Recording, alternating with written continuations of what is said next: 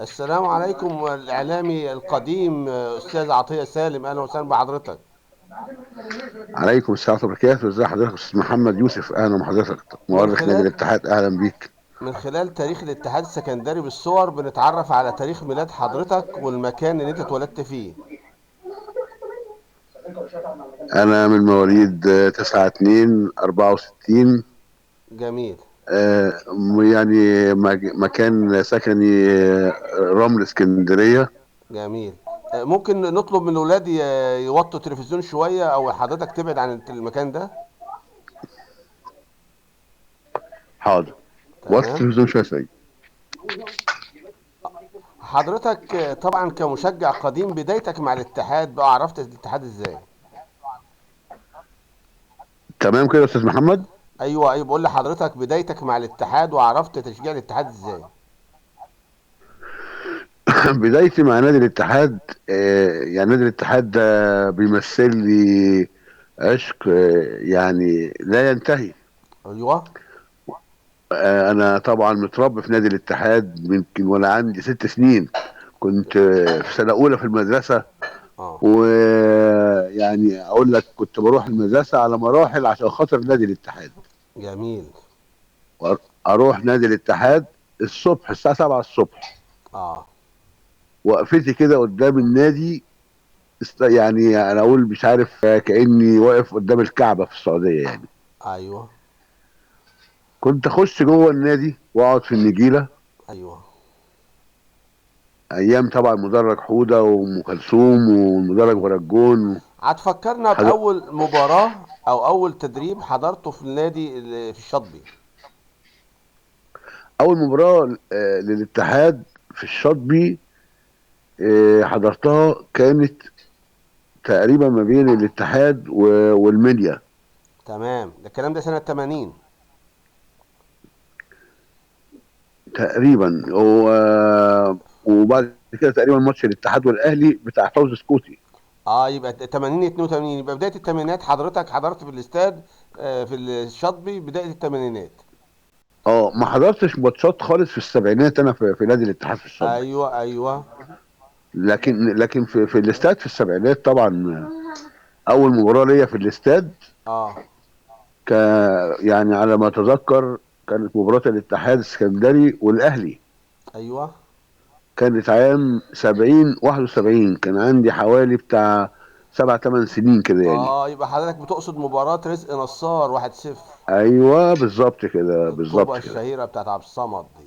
ايوه برافو اه. عليك. طيب ايوه برافو حضرتك عليك. احكي لنا بقى تفاصيل دخولك للاستاد او دخولك للشاطبي مع الجمهور، كنت بتروح مع مين وحكايتك؟ والله احنا كان عندنا هنا جيران اتحادويه.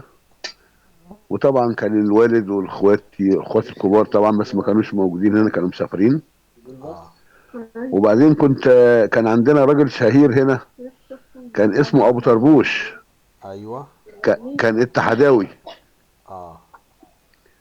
وكنت بقى يعني كان بيصطحبني معاه في المباريات، وكان شهير جدا على فكرة.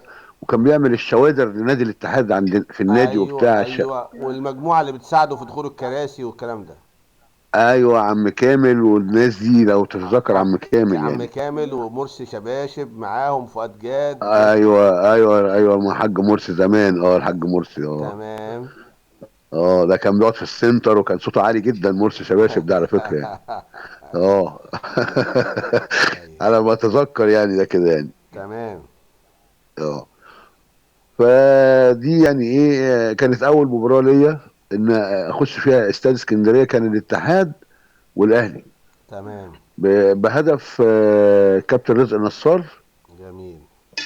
وكانت يعني هدف لا ينسى، انا ما انساهوش. وده كان عشق بقى اساسي، اساس عشق هو الماتش ده يعني. تمام. طلعنا بقى من الاستاد وخدناها بقى ايه يعني، مرفوعين على الاكتاف كده يعني. مم. وانا صغير وكنت بزف. ايوه. كنت وانا صغير، فكان الجمهور يعني ايه مستخف دم الواحد كده وبتاع، وفرحانين انا صغير. وانا مم. اللي ايه بهتف وهم بيردوا ورايا. تمام. ومن ساعتها بقى بقيت اتحداوي. جميل. هنخش بقى في اه سنة السبعينات. 70. اه، في السبعينات بقى هنتكلم عن كاس اه مصر 73.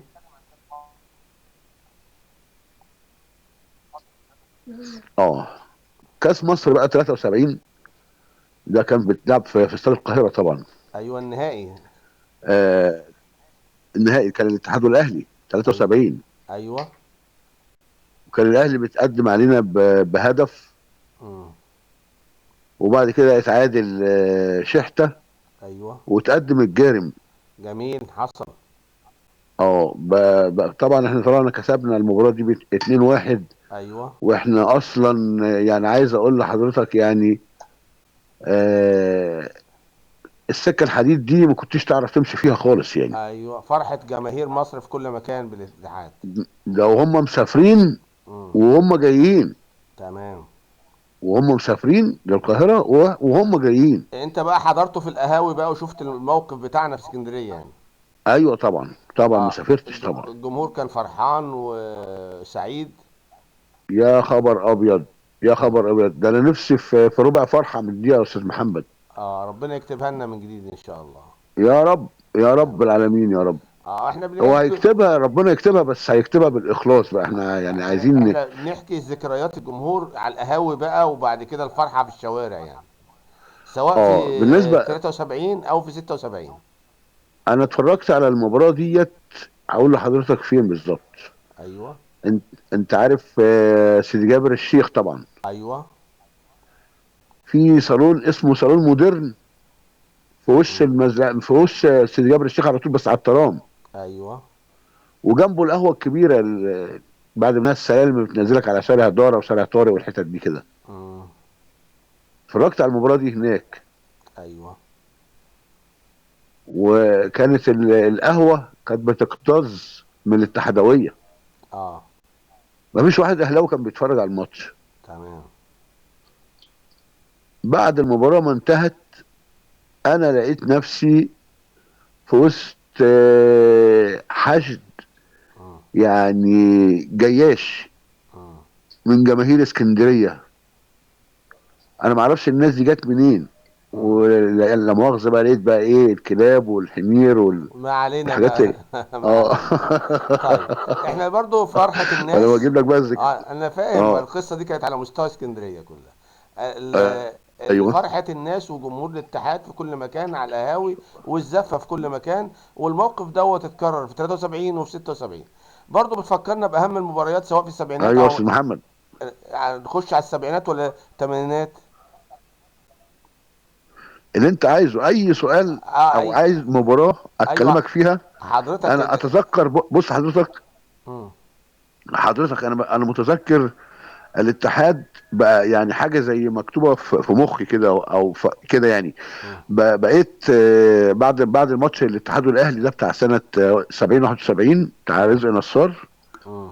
ربنا يطول عمره واحسن عمله. امين يا رب. فده يعني مثل لي حاجه كبيره قوي. بقيت خلاص مع الاتحاد ده، انا باجي انام واقعد افكر في اه. اغانيها للاتحاد، الف اقول لو العصفوره تاخد الكوره تحطها في الجون. بقى مجنون بالاتحاد، ايوه. طب تفتكر لدرجه ان ماتش انا بقيت اصلي ماتش عرابي وانا بصلي. سامعني يا استاذ محمد؟ معاك مع حضرتك ايوه. وانا بصلي حضرتك بقول لك، وانا ساجد في الارض اقسم بالله انا دعيت ربنا عز وجل ان انا يكون شغلي في نادي الاتحاد، سبحان الله. عشان ما بعدش عن نادي الاتحاد اللحظات بتاعت الشغل بتاعتي. تمام تمام. احنا اه بنتكلم برضو فكان. فاكر مباريات عرابي وتصدي الخمسة ضربات ترجيح في قدام اه الاسماعيلي. طبعا اه. بتوع الاسماعيلي. حضرت الماتش دوت ولا برضو كنت بتشوفه من على القهوة؟ لا حضرت المباراه دي. ايوه. احكي لنا ذكرياتك.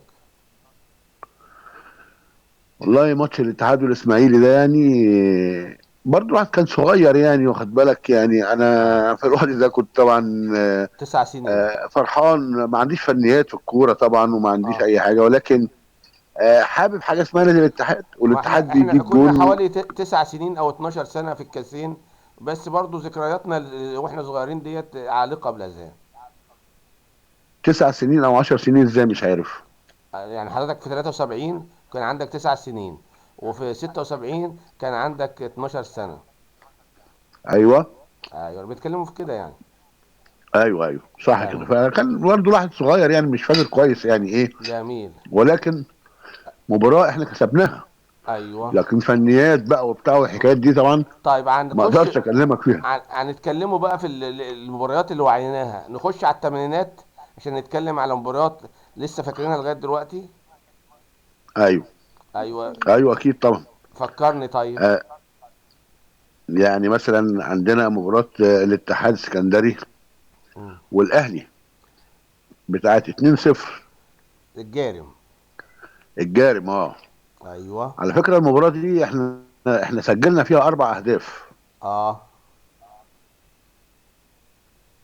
فكرنا بالاحداث يا 3 كابتن. للجارم اه. وواحد. ما انا بقول لحضرتك اهوت، يعني احنا سجلنا في المباراه دي 4 اهداف. اه. جبنا الهدفين اتحسبوا بتوع الجارم، اه. وفي هدف اتلغى، اه. وهدف لعيد احمد اه. اتلغى برضه. اه. وكان كان ده اول مباراه لبوب ورحمه الله عليه يعني.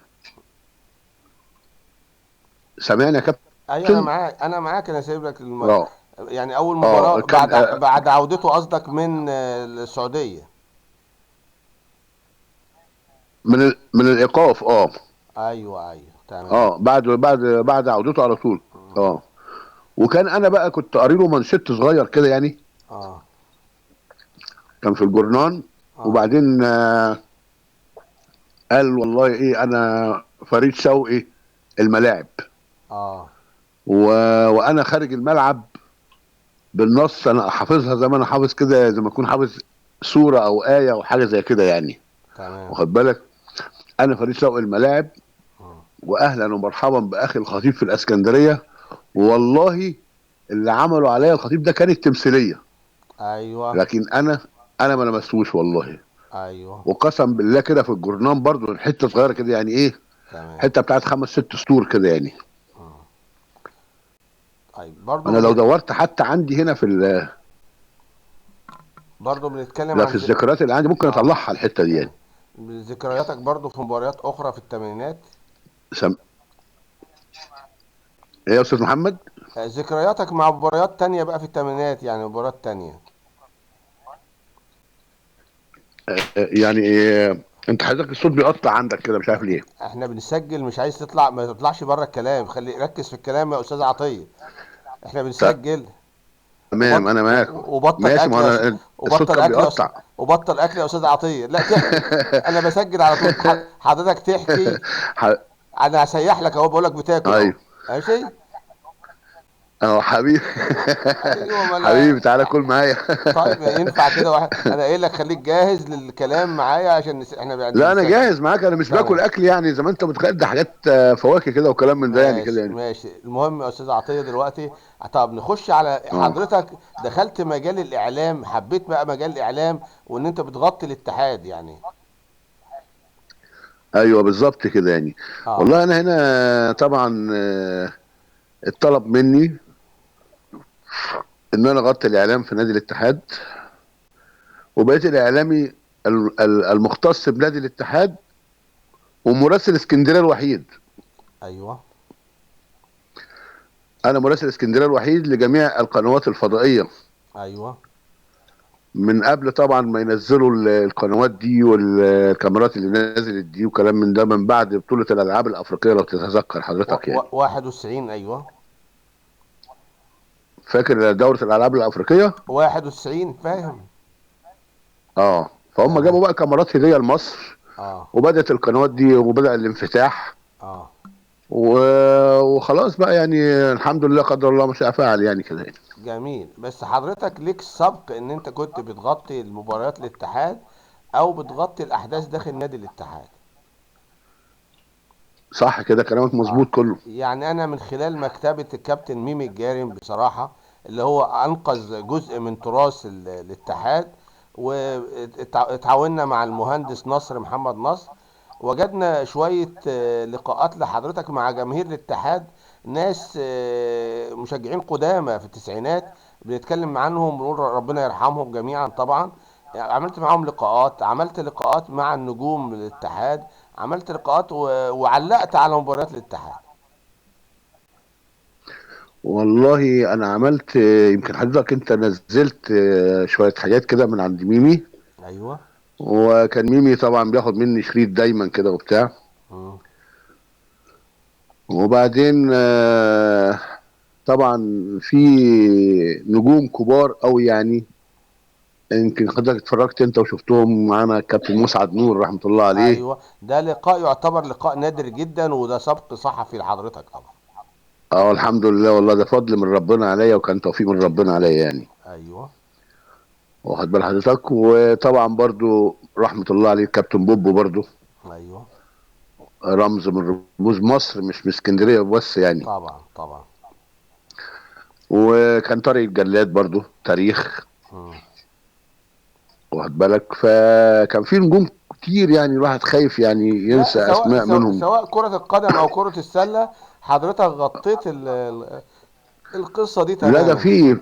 في حاجات تانية بقى يا استاذ محمد كمان يعني ان شاء اه. الله. مم. في الايام الجايه دي هنجيبها وهنفرجك عليها حاجات انا تاريخيه بمعنى انا كلمه انا تاريخيه انا يعني. من خلال لقاء مع حضرتك بندعو كل اللي يمتلك شرايط عليها مادة تخص نادي الاتحاد يسلمها للكابتن ميمي الجارم، ومن خلال المهندس نصر بيتعاون معانا يحولها من شرايط الى مادة رقمية، يعني تتذاع بقى ايه زي ما احنا بننزلها كده. دوت انقاذ تراثنا، بدل ما هو مركون اه عند يعني واحد في العجم بيقول لي انا عندي شريطين، واحد في الرمل يقول لي انا عندي 3 شرايط، كلهم يجمعوا المادة عند كابتن ميمي الجاري، بنعمله هو المركز بتاعنا، لان هو اللي بيتقابل مع المهندس نصر، وبنرجع بقى احنا ناخد منه المادة على الفلاشة وننزلها على الكمبيوتر نحملها على اليوتيوب. اه اي حد هيجيب لك اي شريط هتعرف ده ان ده بتاعنا عشان تبقى فاهمه ماشي، يعني. اما انا قعدت اناشد حضرتك 5 سنوات اقول لك يا كابتن عطية الحاجات اللي عندك عايزين ننزلها، وحضرتك امتى كسلان. قلت لي كده؟ امتى كتير. قلت لي كده؟ تعليقات والكلام مع الخاص دوت ياما اتكلمنا كتير.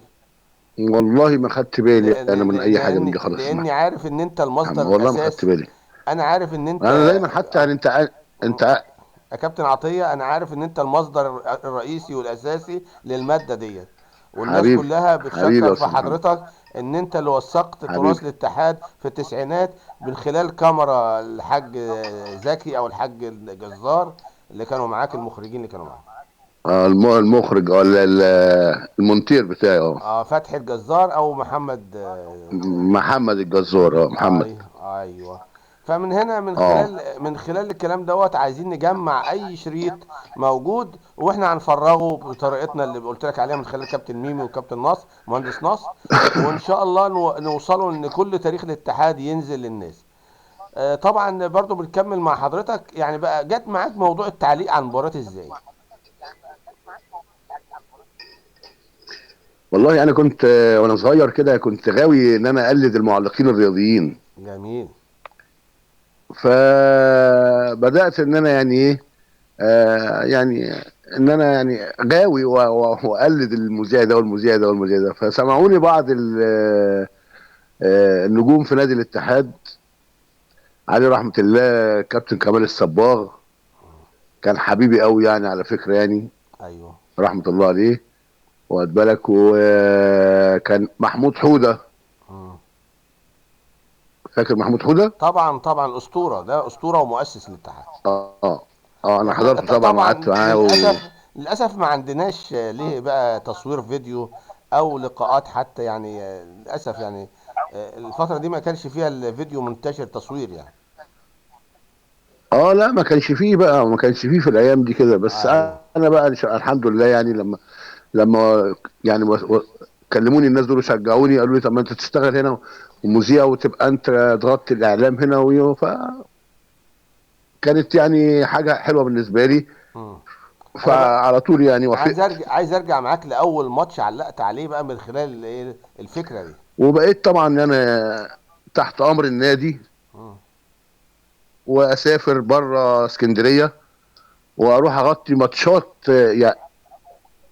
ما انا عايز افكرك باول ماتش، فكرنا باول ماتش علقت على عليه. فكره التليفون بيقطع يا استاذ محمد. ما انت شغال، انت تتكلم عادي، اتكلم عادي وانا بسجل، انا بالنسبه لي بسجل عادي.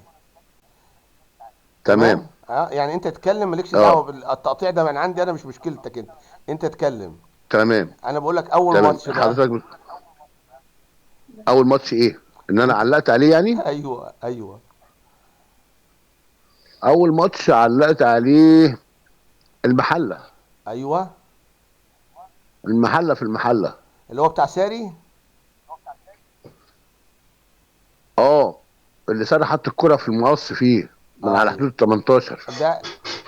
ما دي مش طالعه في التصوير الفيديو اللي عندنا ده. صح، انتوا رحتوا انهي فيلم متاخر. فيهم؟ انتوا رحتوا متاخرين. الحاج انهي ابراهيم فيلم اللي عند حضرتك؟ اللي هو بتاع ساري دوت. الحاج ابراهيم عرابي قال لي احنا كنا راكبين مع بعض وعملنا حادثه في السكه عشان كده وصلنا متاخر. اللي هو فيه الحاج صح ابراهيم. احنا. الحاج ابراهيم عرابي والحاج محمد عرابي الله يرحمه. الله يرحمه الحاج محمد، اه حبيبي الله ايوه يرحمه. انت بقى مصورهم وهم قاعدين بعد الماتش بقى، لان انت قلت احنا اسفين اتاخرنا في السكه وبتاع.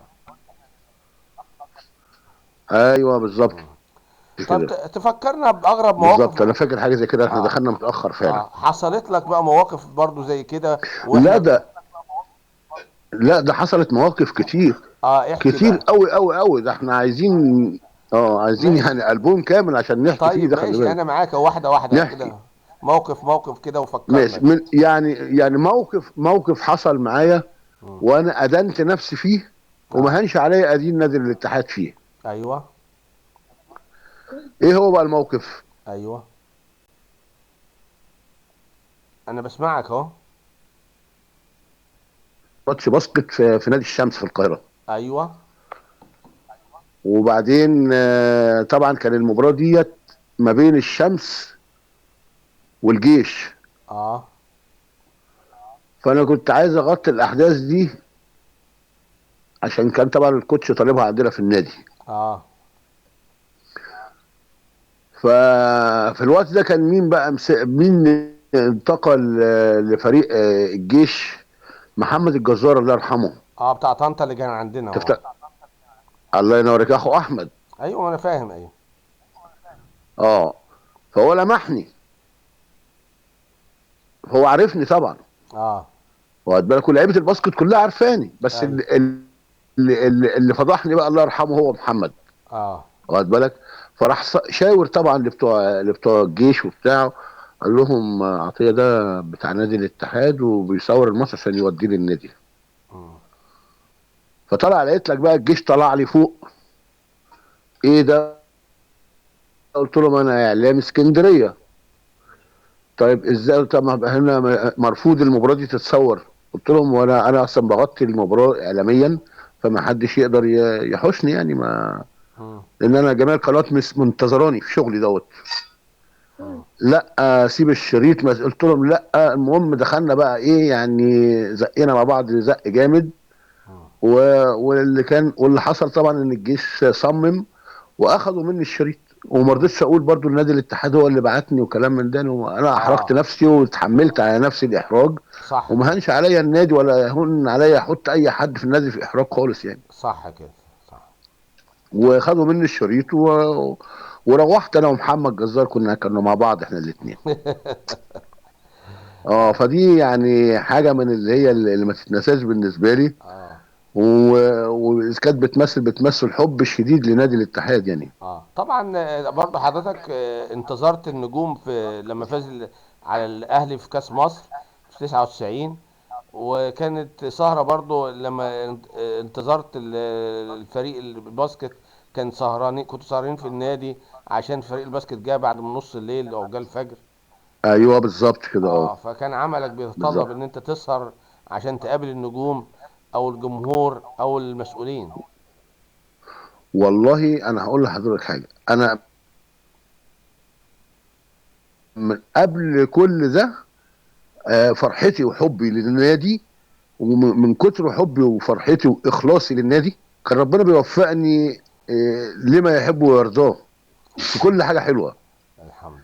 كانت فعلا ليله من اسعد ليالي العمر بالنسبه لي.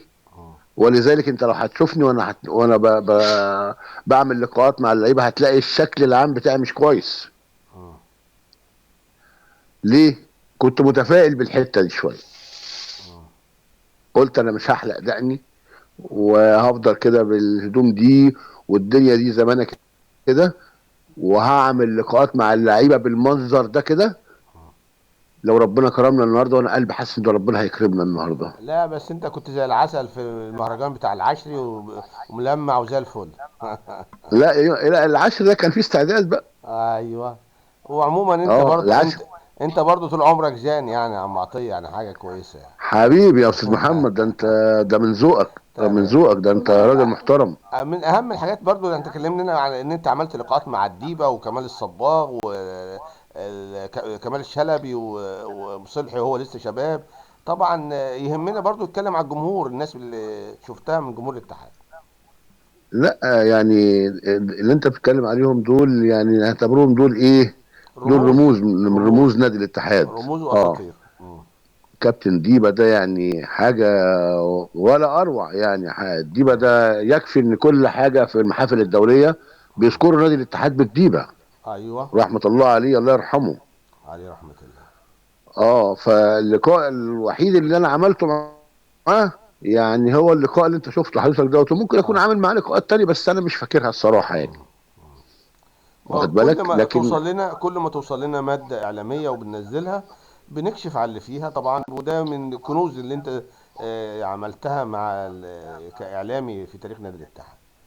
انا بقول لك دلوقتي تتكلم على والله. الجمهور الناس المشاهير اللي انت شفتهم من الجمهور. اه هتلاقي بقى يعني من ضمن الجماهير دي يعني في سعيد سندوتش رحمة الله عليه. ايوه. عليه رحمة الله. سبحان. تتذكره ولا من ايوه نسيه؟ ايوه، ده صورته طلعت في الحاجات انا الخلفيه اللي بعملها، صورته طلعت على طول، ايوه. سبحان الله. يعني كأن رحمة اه الله عليه. اه اه، كان الصور. دمه زي العسل يعني. اه كان الصور دمه زي شغالة وانت العسل. بتحكي. ايوه احكي يا عم سعيد. اه. والراجل وعملت اللي برضه لقاء مع كلمك. بوبو. اه الراجل اللي كلمك على الانتماء والوطنية وان ازاي فريق المدينة ما حدش يشجع فريق الاتحاد من ابناء المدينة كده. ناس كتيرة كده عملت كلام حلو معاك. اه اه اه، اللي انا قلت له انت قريب طارق العشري ده. لا أنا بتكلم على لما فزنا على الاهلي في مصر ومستنيين الفرقة هنا. اه اه اه. لا ده يعني واحد من الجماهير، ده واحد من ايوه. الجماهير. مم. واخد بالك؟ وعملت مع بوبو المشجع، بوبو المشجع غير بوبو ايوه اللعيب طبعا. ما انا عارف محمد عبد الباسط و... ايوه وحودة خردة ايوه. وعمك جمعة رحمة وعمك الله عليه. شعبان. اه عمك ايوه مصطفى. ايوه، انت عارف عم جمعة كمان. اما طبعا الناس من خلالك بتفكرتنا بالناس دي، احنا كنا برضه صغيرين اه معاك اه عم في جمعة ده راجل، كان راجل طيب جدا، اه ايام يعني بوكير راجل كده، طيب. كنا بنقعدوا على السور اللي ورا اللي عند الليسيه، وقبل ما يتهد الملعب كنا موجودين في تحت مدرج ام كلثوم. طبعا يعني دي ذكرياتنا وحكاياتنا. اه اه اه اه، يبقى احنا قعدنا مع بعض بقى هناك يا استاذ محمد اكيد كتير يا اكيد. ريس، احنا كلنا برضو كنا تجمعنا الايام الجميله دي. حبيبي يا استاذ محمد، والله اه. انا النهارده في منتهى السعادة اللي سمعت صوتك والذكريات الجميلة اللي بنتكلم فيها دي يعني. اه. احنا بالنسبة طبعا. لجمهور الاتحاد، في اه جمهور كنا الاتحاد في يوم ماتش التلات يوم التلات كانت تمرينه بقى وتجمع الحبايب كلهم. الله الله، كان يوم ولا اروع. يوم ايوه. الثلاث، وده كان، ده يوم الثلاث ده كان عيد. ايوه. كنا يعني نروح يوم الثلاث عشان اتفرج على تمرين الاتحاد ايام كابتن كمال الصباغ. ايوه. في مره من المرات الدنيا بتشتي، اه. وبعدين الارض بايظه. اه. فقال لا انا هنلغي التمرين النهارده. قلت له ليه يا كوتش هتلغي التمرين ليه؟ وانا كنت عيل بقى في الوقت ده. اه. قال لي الارض بايظه. كان في راجل اسمه عم سعد، الله يرحمه، عم سعد جردل، لو تسمع تمام عنه ايوه يعني. فاكره وعارفه ايوه. اه، قلت له يا عم سعد. قال لي ايه؟ قلت له هات لي كروانه ولا هات لي جردل ولا هات لي اي حاجه. بص امم. بقى العشق والحب بقى يعني اه. والانتماء يعني. والله زي ما بكلمك كده يا استاذ محمد. ايوه. ورحت جايب سفنجه اه. وقعدت اشرب الميه بتاعت الارض. الارض، الحتت اللي هي ايه مبتله جامد دي يعني. اه. واعصر من السفنجه اه. في الجردل لغايه ما خليت له الارض فوق المية مية. اه. والحتت اللي مبلول الاول رشوا له فيها رمله، ايوه. وخليتهم يتمرنوا اه.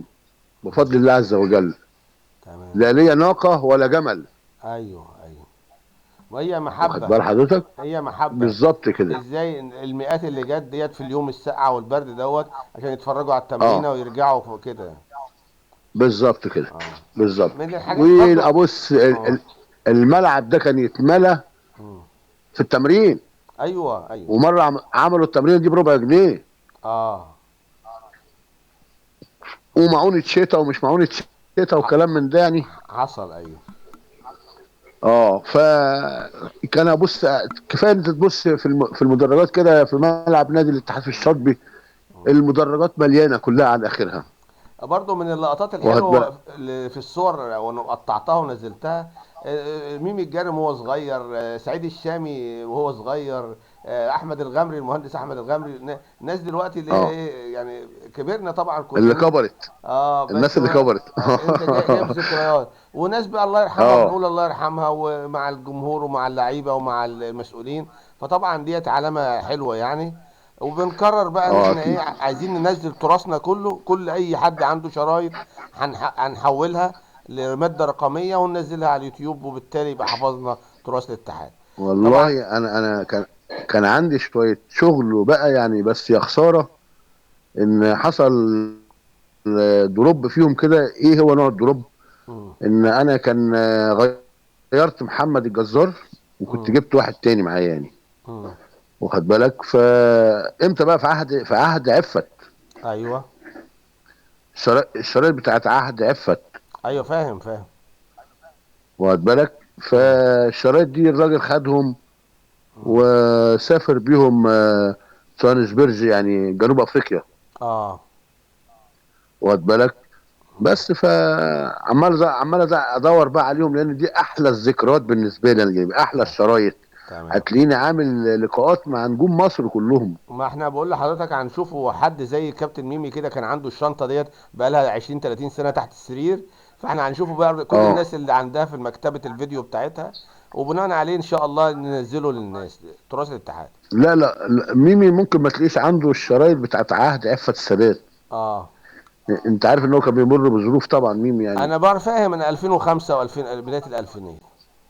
ايوه كان ميمي بره ولا جوه؟ الله اعلم يعني، ربك يصلح حالنا اه جميعا. تمام. احنا اللهم دلوقتي امين يا رب. احنا بنشكره حضرتك على اللقاء الجميل دوت، وبنتمنى لك حبيبي الصحة. ده. اتمنى لك الصحة. طبعا احنا جربنا تجربة ان احنا نسجل من ماسنجر حبيبي ده انا بشكر ونشوفه. حضرتك جدا، احنا دلوقتي وانا اسف ولا يهمك، احنا دلوقتي بقالنا نص ساعة وعايزين نشوفه النتيجة ان شاء الله، يكون ايه اللقاء نجح واحنا بنسجله. شكرا الاعلامي عطية ان سالم، شاء الله. معلق الاتحاد السكندري القديم في التسعينات، ويعني له دوره مع الجمهور من زمان، مواليد 1964 بالرمل اسكندرية. شكرا يا كابتن عطية. حبيبي يا استاذ محمد، انا اشكر حضرتك، والشرف كان ليا النهارده ان انا اكون مع حضرتك. شكرا لحضرتك. ربنا يبارك فيك.